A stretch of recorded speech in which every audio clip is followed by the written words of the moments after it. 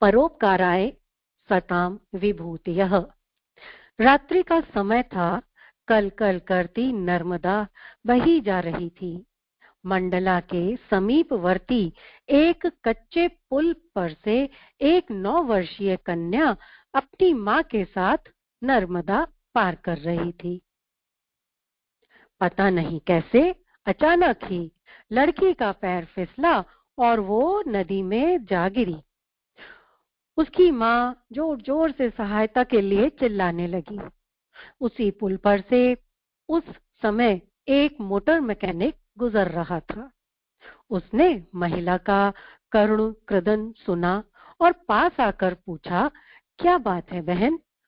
रोते रोते महिला ने लड़की के गिरने की बात बताई और सहायता के लिए उपयुक्त तैराक व्यक्ति को शीघ्र खोज लाने की प्रार्थना की। माँ बेटी नर्मदा पुल से पार कर रहे थे और बेटी नदी में जा गिरती है। अथाह जल, नर्मदा का बहाव भी काफी तेज है। फिर रात का समय, दिन होता तो डूबती उतराती बालिका दिख पड़ती और आसानी से दिशा ज्ञान हो जाता, किंतु वो व्यक्ति वास्तव में मानव कहलाने योग्य ही था। रात का समय था, दिन होता तो उसकी दिशा का पता चल जाता कि वो किस तरफ को डूब रही है या बहती चली जा रही है। वह सामान्य रूप से तैरना जानता था। वो व्यक्ति सामान्य रूप से तैरना जानता था। तत्काल पानी में वो कूद पड़ा। उसने सोचा कि अपने प्राणों का मोह क्या करना। यदि माँ की गोद सूनी होने से बचा ली तो मानवता के प्रति अपना कर्तव्य पूरा कर लूंगा। उधर पानी में वो व्यक्ति निरंतर खोजता रहा उस बालिका को, और उसकी माँ अब भी निरंतर विलाप कर रही थी, रो रही थी और सहायता के लिए चिल्ला रही थी। कुछ व्यक्ति उसकी आवाज सुनकर आए तथा निकट के पुलिस थाने को सूचना पहुंचा दी। अनवरत ढूंढते ढूंढते आखिर वो व्यक्ति उस बालिका को पा ही गया। ढूंढते ढूंढते उसने वो बच्ची को ढूंढ लिया। जैसे तैसे उसे किनारे पर एक पहाड़ी के नीचे लेके आया, किंतु इस प्रयास में वो इतना अधिक थक गया था कि स्वयं अपना शरीर संभालकर पानी से बाहर न निकल सका और पानी के एक थपेड़े के साथ ही प्रवाह में बह गया। वो तैरता तैरता इतना थक गया था कि अपने आप को संभाल नहीं पाया और पानी के प्रवाह के साथ बह गया। तब तक वहां पुलिस भी आ पहुंची थी और बचाव के साधन भी जुट गए थे। तुरंत ही कुछ आदमी एक नाव पर चल दिए। एक रस्सा उसी दिशा में फेंका गया। उसके सहारे वो व्यक्ति धीरे धीरे नाव तक आ गया और उसके प्राण भी बचा लिए गए। किनारे पर लाकर तत्कालिक उपचार किया गया। होश में आते ही उसने सबसे पहले क्या पूछा? बालिका सकुशल है या नहीं? तब तक उसका उपचार किया जा चुका था और ठीक ढंग से वो सांस भी ले रही थी। इधर लड़की की माँ, जिसे इस समय अपनी लड़की के बचने की प्रसन्नता से अधिक उस व्यक्ति के बचने की प्रसन्नता थी, आनंद सिंचित कृतज्ञता के आंसू बहा रही थी। जिसने सुना उसी ने सराहा उस व्यक्ति के इस साहस को। जिसने भी सुना उसके साहस को सबने बहुत सराहा। हर वस्तु को दांव पर लगा देना आसान है परोपकार के लिए, किंतु प्राणों की बाजी आत्मबल के धनी विरले ही लगा पाते हैं। पर जो लगा देते हैं वे ही सम्मान तथा गौरव प्राप्त करते हैं संसार में। परोपकार निस्वार्थ भाव से किसी की मदद या सहायता करना, यही परोपकार कहलाता है। परोपकार वो गुण है जिसे अपनाकर व्यक्ति को सुख और संतुष्टि मिलती है। आइए दूसरी कहानी की ओर बढ़ते हैं। महानता की ओर जाने वाला मार्ग। गुरदासपुर के सिंधौली क्षेत्र में हैजे का प्रकोप हो गया। पानी के बुलबुलों की भांति आदमी, औरतें, बच्चे और वृद्ध मरने लगे। चारों ओर हाहाकार मच गया था। उपचार अथवा रोकथाम का कोई साधन नहीं। लोग अपने सगे संबंधियों को छोड़ छोड़कर गांव से भागने लगे। भयानक अस्त व्यस्तता की परिस्थितियां उत्पन्न हो गईं। ऐसा मालूम होता था कि ये संक्रामक रोग दूर दूर तक फैलकर महामारी का रूप धारण कर लेगा, बिल्कुल उसी तरह जैसे कोरोना ने बुरा हाल मचाया था। युवक गुरबख्श सिंह 3 दिन बाद शहर से गांव आया था। साइकिल रखने भी न पाया था कि उसकी माँ ने कहा, बेटा जल्दी से शहर लौट जा, यहाँ तो बीमारी चल रही है। 3 दिन में ही न जाने कितने लोग मर गए हैं। गुरबख्श सिंह ने गांव की जो हालत देखी सुनी, उससे उसकी आंखों में आंसू आ गए। वो 1 मिनट भी घर न ठहर सका और रोग शोक से ग्रसित लोगों के घर जा जाकर सांत्वना, धैर्य और साहस देने लगा। लोगों की हालत देखकर उसे कुछ करते धरते न बन पड़ रहा था। वह उस विभीषिका से कुछ अचकचाने सा लगा और सोच रहा था कि क्या करे और क्या न करे कि सहसा जैसे उसे कुछ कुछ प्रकाश मिल गया और वो घर की ओर भागा। कुछ ही देर में लोगों ने देखा कि गुरबख्श सिंह अपना प्राथमिक सहायता का डिब्बा और होम्योपैथिक दवा वो बक्सा साथ उठा करके लाया, जिससे गांव वालों को साधारण खांसी, जुकाम, बुखार या सिर दर्द में वो दवा दिया करता था। अपना वो होम्योपैथिक दवा का बक्सा उठा करके लाया। जो कुछ है वही सही, कुछ तो किया ही जाना चाहिए। युवक गुरबख्श सिंह ने दुआ के साथ दवा देनी शुरू कर दी। लोगों में आत्मविश्वास जगाया। हृदय की भावना से भरे सत प्रयास का प्रभाव पड़ा। दवा ने अनेकों पर अपना काम किया और रोगी तथा क्षय रोगी आशान्वित होने लगे। लोगों को ऐसा लगने लगा कि जैसे रोग रुकने लगा है। विश्वास भावना के फैलते ही आतंकित गांव में चेतना आ गई।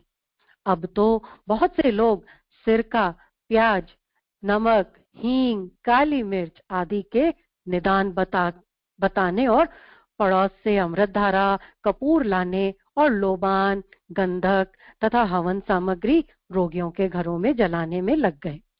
सभी गांव वाले एक दूसरे की मदद करने में लग गए। कोई हवन सामग्री लेके जा रहा है, कोई गंधक, लोबान, अमृतधारा, सभी एक दूसरे की मदद करने में लग गए।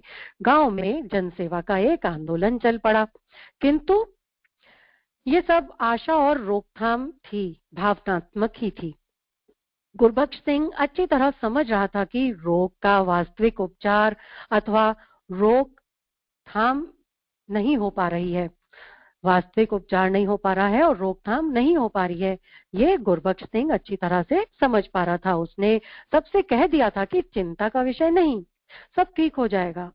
जो कोई कुछ ठीक ठाक उपाय जानता हो करता रहे, अधूरे ज्ञान से गलती ना हो जाए।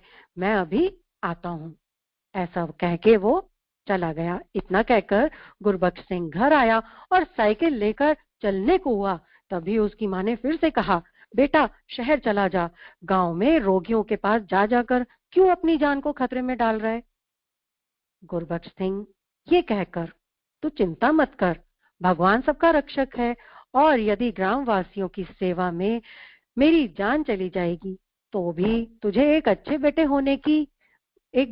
बेटे की माँ होने का गौरव मिलेगा। ऐसा कहकर गुरबख्श सिंह चल दिया। माँ अपने अच्छे बेटे को प्रेम भरी आंखों से देखती रही। वह हृदय से उसका मंगल मनाती रही।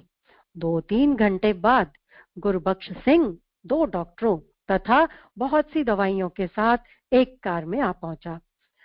समुचित उपचार शुरू हुआ। कुओं में लाल दवा डाली गई, लोगों को दवाइयां बांटी गईं।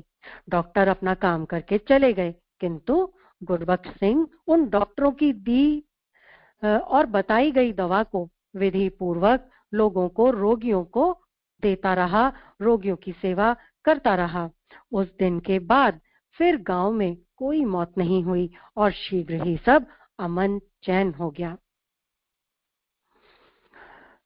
देश हित के लिए अपने अरमानों का खून करने वाली एक कन्या, उसकी कहानी है। उसका नाम है वीरवती। 14वीं शताब्दी की बात है। देवगिरी नामक एक छोटे से राज्य में, देवगिरी दौलताबाद के नाम से जाना जाता है और अब ये महाराष्ट्र में औरंगाबाद के पास है। तो देवगिरी नामक एक छोटे से राज्य में एक क्षत्रिय वंशीय राजा राज्य करता था। उसका नाम था रामदेव। उस समय भारतवर्ष देवगिरी जैसे अनेक छोटे छोटे राज्यों में विभक्त था, छोटे छोटे राज्यों में बटा हुआ था। हिंदू राजाओं की परस्पर फूट से लाभ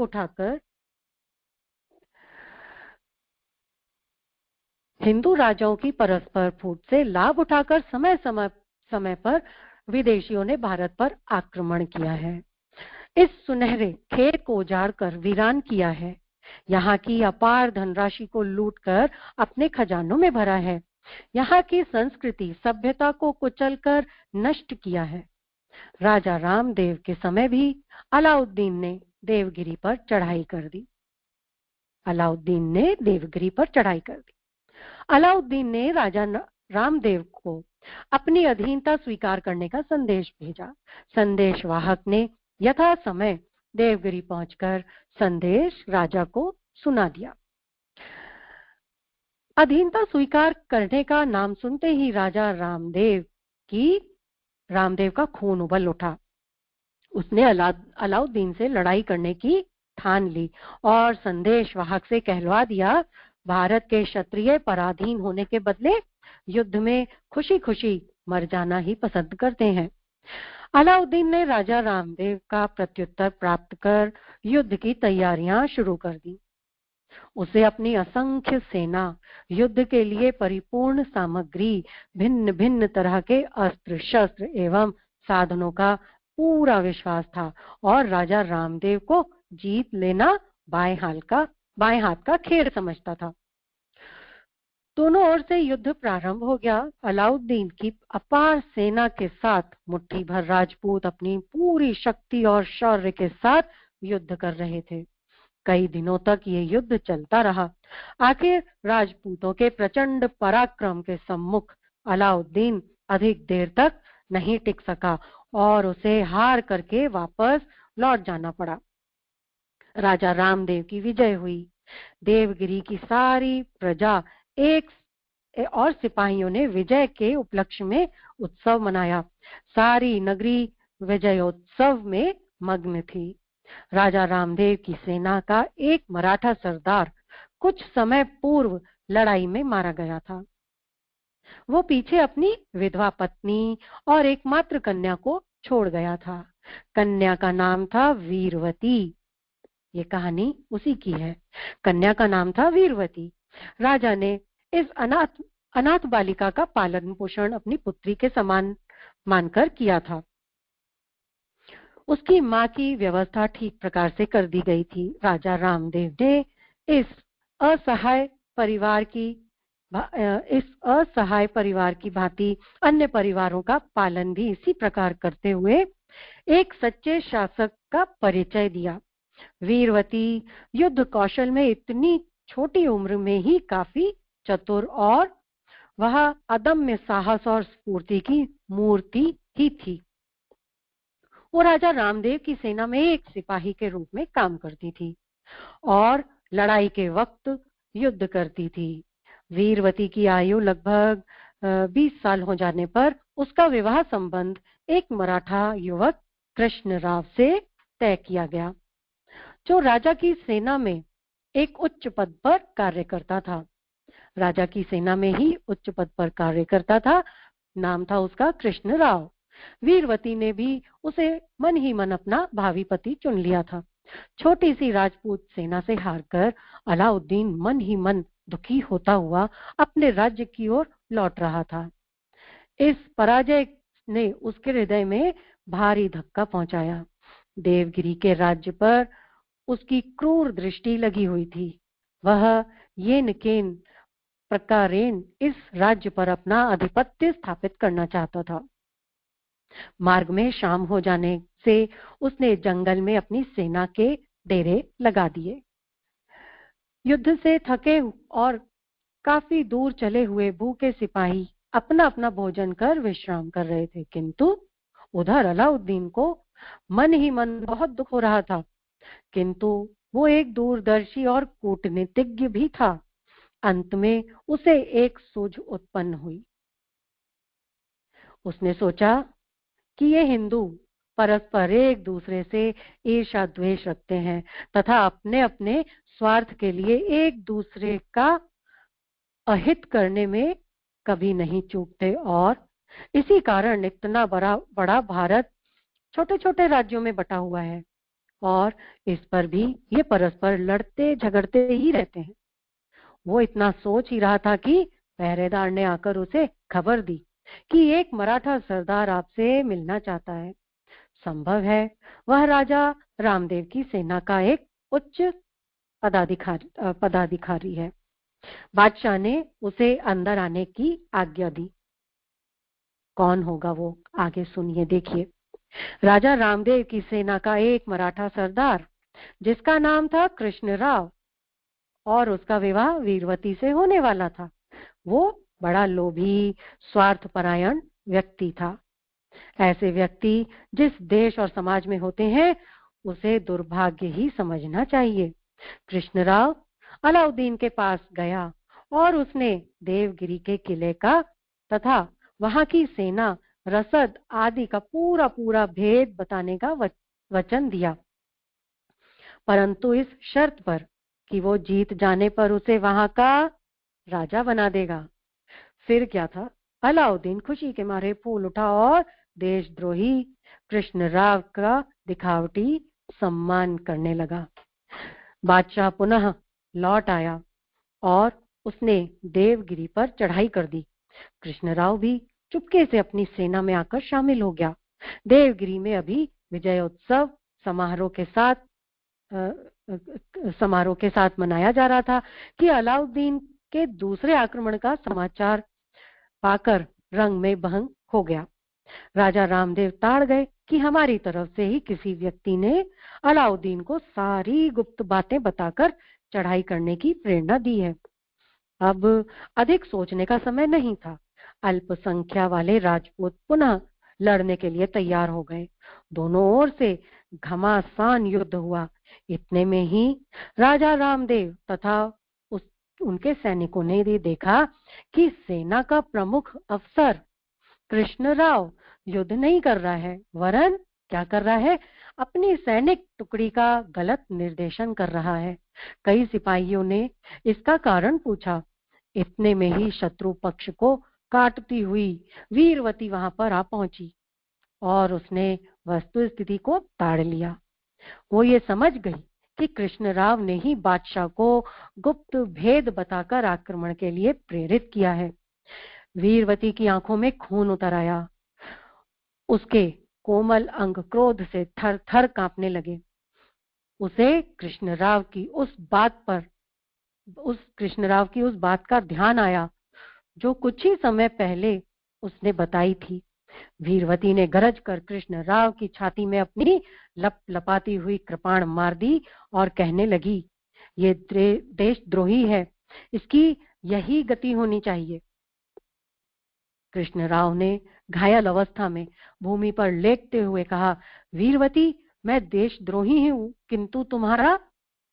वीरावती बीच में ही बोल उठी, मैं जानती हूं कि मेरा तुमसे निकट भविष्य में विवाह होने वाला था और मैं तुम्हें अपना भावी पति चुन चुकी थी, और इस संबंध में भारतीय कुमारी पुरुष को अपना पति मानकर स्वप्न में भी दूसरे युवक का स्मरण नहीं कर सकती।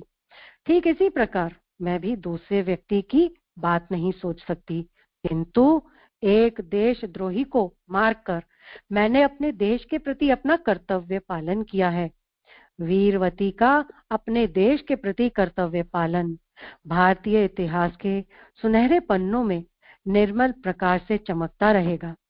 वीरवती की तरह हमें भी अपने कर्तव्य पालन के लिए बड़े से बड़े साहसी कदम उठाने में संकोच नहीं करना चाहिए। बालक जो देश के लिए मर मिटा। ये महाराणा प्रताप की बात नहीं है, ये तो चित्तौड़ के एक साधारण राजपूत बालक की कथा है। उसका नाम भी प्रताप ही था। उसे गाने बजाने का बहुत शौक था। उसके माता पिता और मित्र उससे अप्रसन्न थे, खुश नहीं रहते थे। सब लोग उसे डांटते और चिढ़ाते रहते थे। क्या चिढ़ाते थे कि राजपूत के लड़के होकर तुम तलवार चलाना नहीं सीखते हो।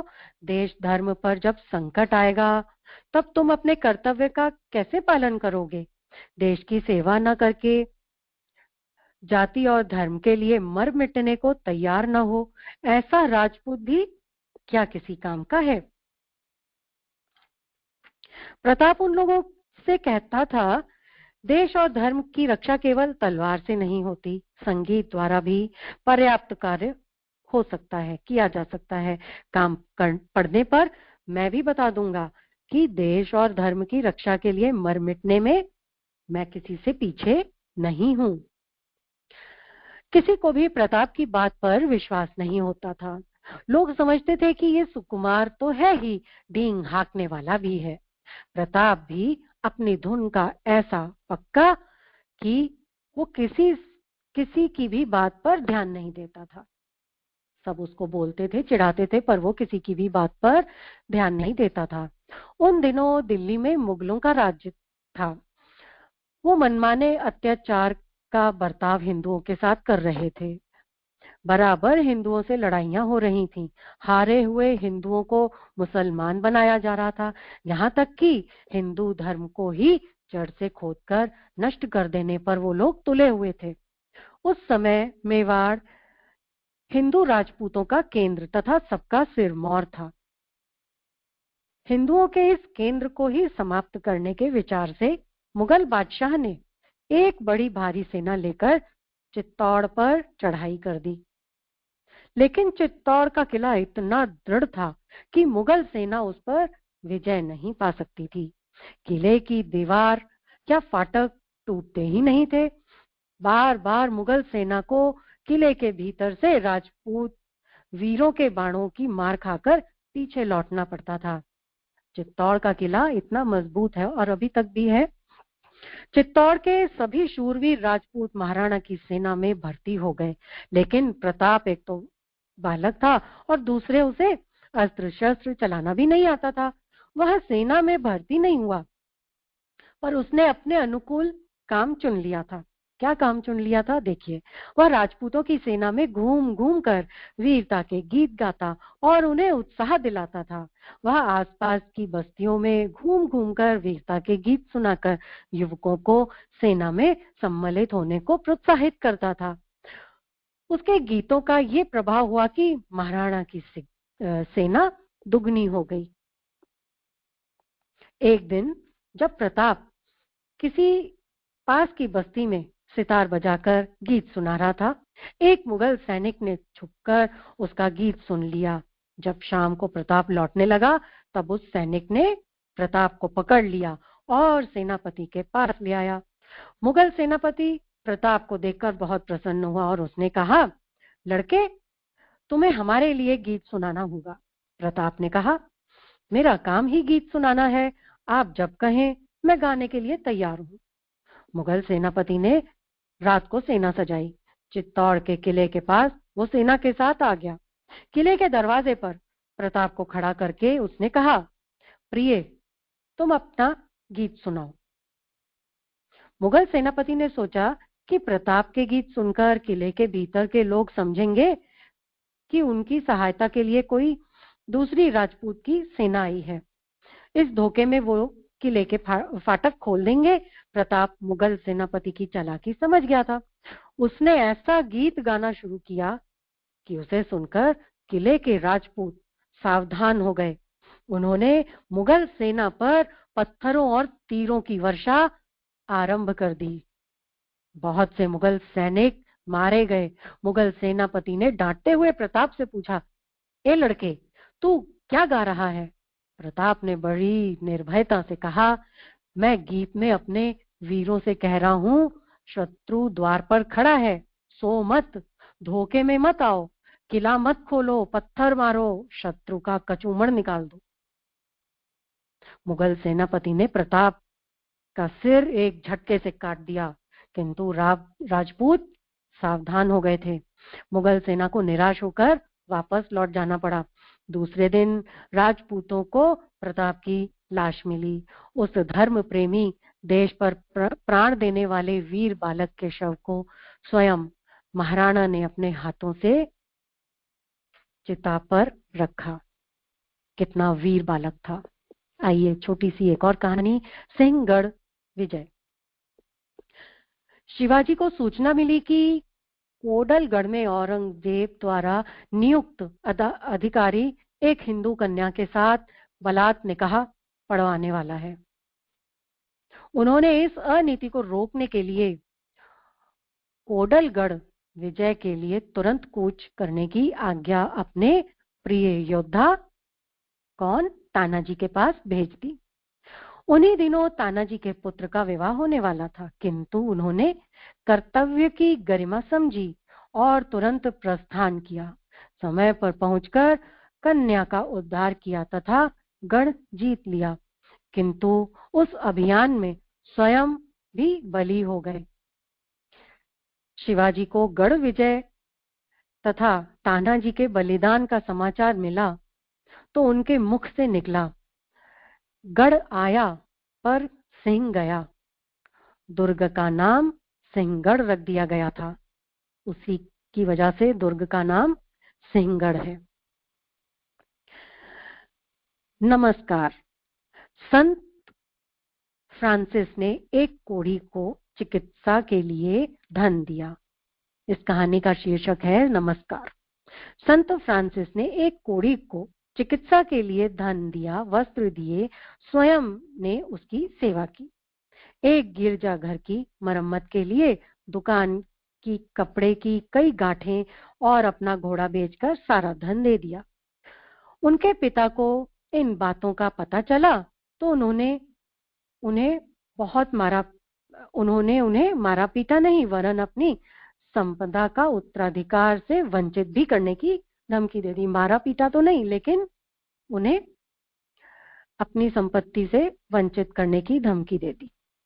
पिता की ये धमकी सुनकर, आपने मुझे एक बहुत बड़े मोह बंधन से मुक्त कर दिया है। मैं स्वयं उस संपत्ति को दूर से प्रणाम करता हूँ जो परमार्थ और लोक मंगल के काम में नहीं आ सकती।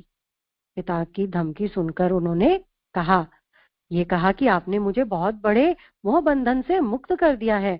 मैं स्वयं उस संपत्ति को दूर से प्रणाम करता हूँ जो परमार्थ और लोक कल्याण के काम में नहीं आ सकती।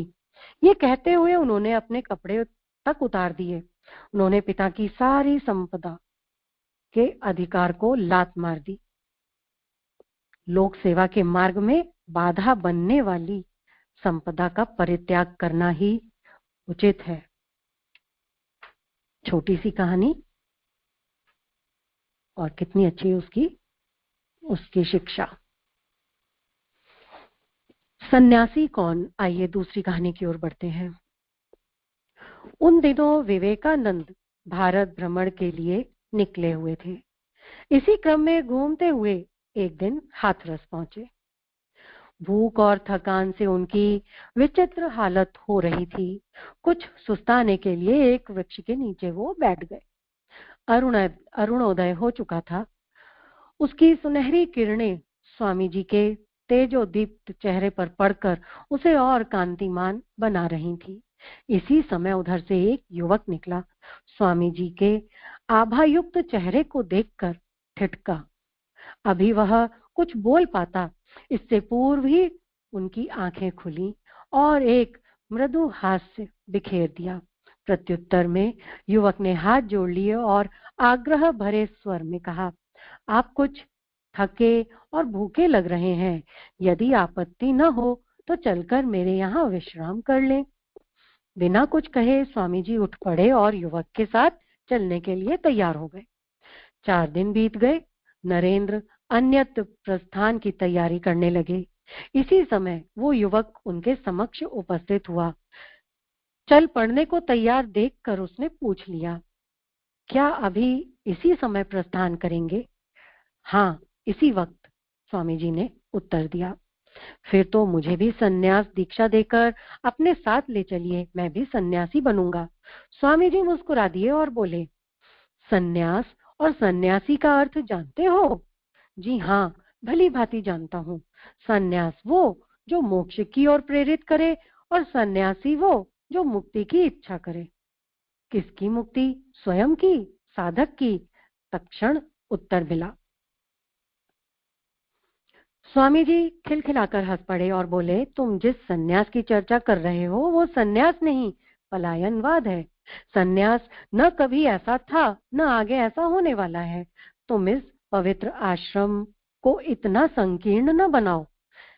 ये इतना महान और शक्तिमान है कि जब कभी इसकी आत्मा जागेगी तो बम की तरह धमाका करेगी। तब भारत भारत न रहकर भारत महाभारत, विशाल भारत बन जाएगा और एक बार पुनः समस्त विश्व इसके चरणों में गिरकर शांति के संदेश की याचना करेगा। यही अटल निर्धारण है। ऐसा होने से कोई भी रोक नहीं सकता। अगले ही दिनों ये होकर ही रहेगा। मैं स्पष्ट देख रहा हूं कि भारत के युवा सन्यासी इस मुहिम में पूर्ण निष्ठा के साथ एकजुट पड़े हैं और अपनी संपूर्ण क्षमता लगाकर इसे मूर्तिमान करने में कुछ भी कसर उठा नहीं रख रहे हैं। इनके प्रयासों से भारत की आत्मा को जगते मैं देख रहा हूं और देख रहा हूं उस नव विहान को जिसकी हम सबको लंबे समय से प्रतीक्षा है। तनिक रुककर उन्होंने पुनः कहना आरंभ किया, ये वही सन्यास है जिसकी सामर्थ्य हम सब विस्तृत कर चुके हैं, जिसके दायित्व को भुला चुके हैं। इसका तात्पर्य आत्म मुक्ति कदापि नहीं हो सकता। ये स्वयं में खो जाने की, अपने तक सीमित होने की प्रेरणा हमें नहीं देता, वरन आत्म विस्तार का उपदेश करता है। वह व्यक्ति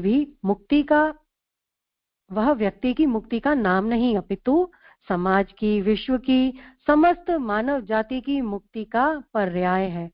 ये महान आश्रम अपने में दो महान परंपराओं को साथ लेकर चलता है, साधु और ब्राह्मण की। साधु वो जिसने स्वयं को साध लिया हो, ब्राह्मण वह जो विराट ब्रह्म की उपासना करता हो, उसी की स्वर्ग मुक्ति की बात सोचता हो। तुम्हारा सन्यास गुफा कंदराओं तक, एकांतवास तक परिमित है, किंतु हमारा सन्यास जन संकुलता का नाम है। वाणी कुछ क्षण के लिए रुकी, तत्पश्चात पुनः उभरी। बोले, तुम्हें कौन सा सन्यास चाहिए? एकांत वाला आत्म मुक्ति का सन्यास या साधु ब्राह्मणों वाला सर्व मुक्ति का सन्यास? युवक स्वामी जी के चरणों में गिर पड़ा और बोला, नहीं नहीं, मेरा आत्म मुक्ति का मोह भंग हो चुका। मुझे ऐसा सन्यास नहीं चाहिए। मैं समाज की सर्व मुक्ति के लिए काम करूंगा। देखा जाए तो समाज मुक्ति के बिना व्यक्ति की अपनी मुक्ति संभव नहीं। युवक के इस कथन पर स्वामी जी ने सिर हिलाकर सहमति प्रकट की। एक क्षण के लिए दोनों के नेत्र मिले, मानो प्राण प्रत्यावर्तन की प्रक्रिया चल पड़ी हो। फिर उसे गुरु ने उठाकर गले से लगा लिया और कहा, आज से शरद चंद्र गुप्त नहीं, स्वामी सदानंद हुए। आज से तुम शरद चंद्र गुप्त नहीं, स्वामी सदानंद हुए। गुरु शिष्य दोनों उसी समय आगे की यात्रा पर प्रस्थान कर गए।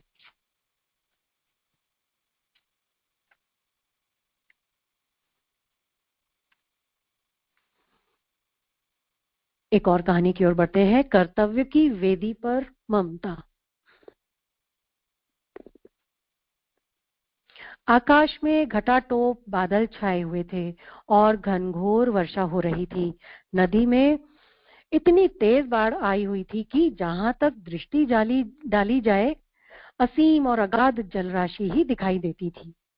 बाढ़ के अतिरिक्त एक समस्या ये भी थी कि कई जगह जर्मन सेनाओं का जबरदस्त पहरा बैठा हुआ था।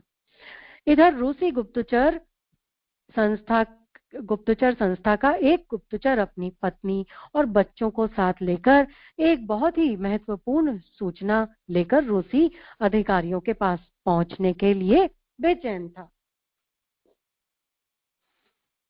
जिस नगर में वो रहता था उस पर जर्मनी की सेनाओं ने कब्जा कर लिया था और उस गुप्तचर के बारे में उन लोगों को पता लग गया था कि वो रूस का भेदिया है, इसलिए वहां रहना किसी भी दृष्टि से खतरे से खाली नहीं था।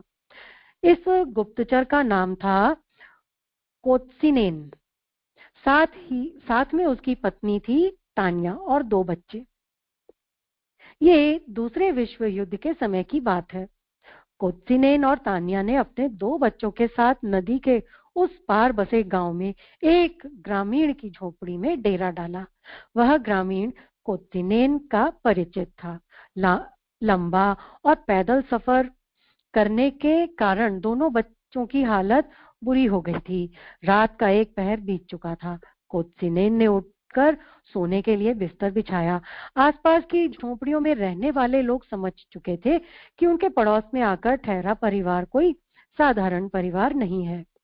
कोत्सिनेन और तान्या बच्चों को लेकर चर्चा कर रहे थे कि मौसम बहुत खराब है और बच्चों की हालत पहले से ही खराब है। फिर मौसम की मार न जाने कब क्या गुल खिला दे। मौसम बहुत खराब है।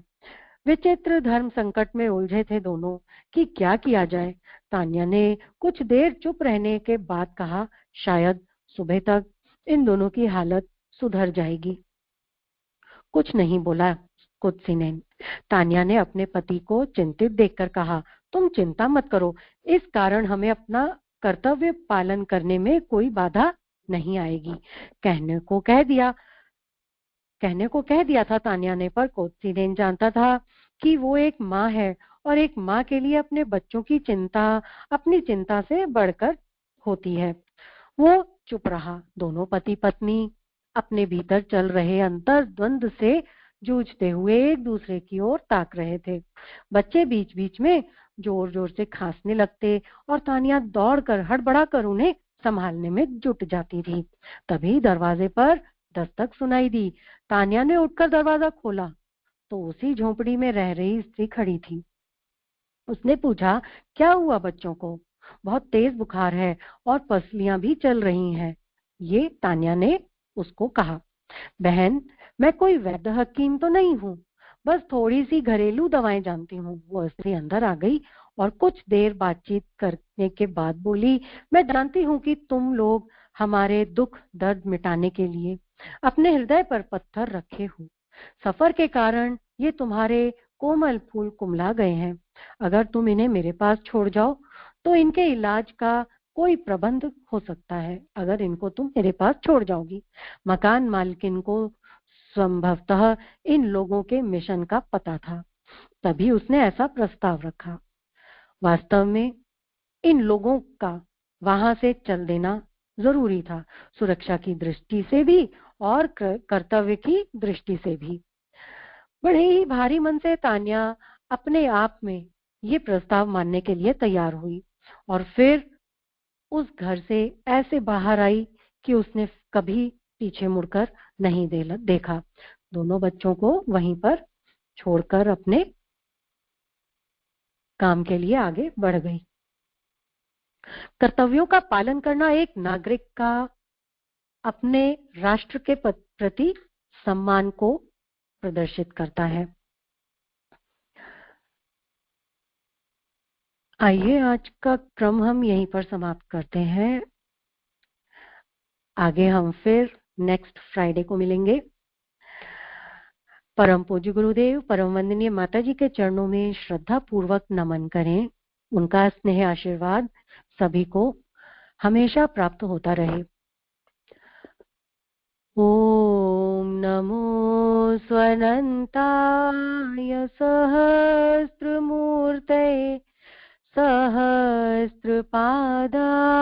शिशिरो रुबाहवे सहस्रनाम्ने पुरुषाय शाश्वते सहस्रकोटि युगधारिणे नमः सहस्रकोटि युगधारिणे नमः। गायत्री मंत्र द्वारा 5 मंत्राहुति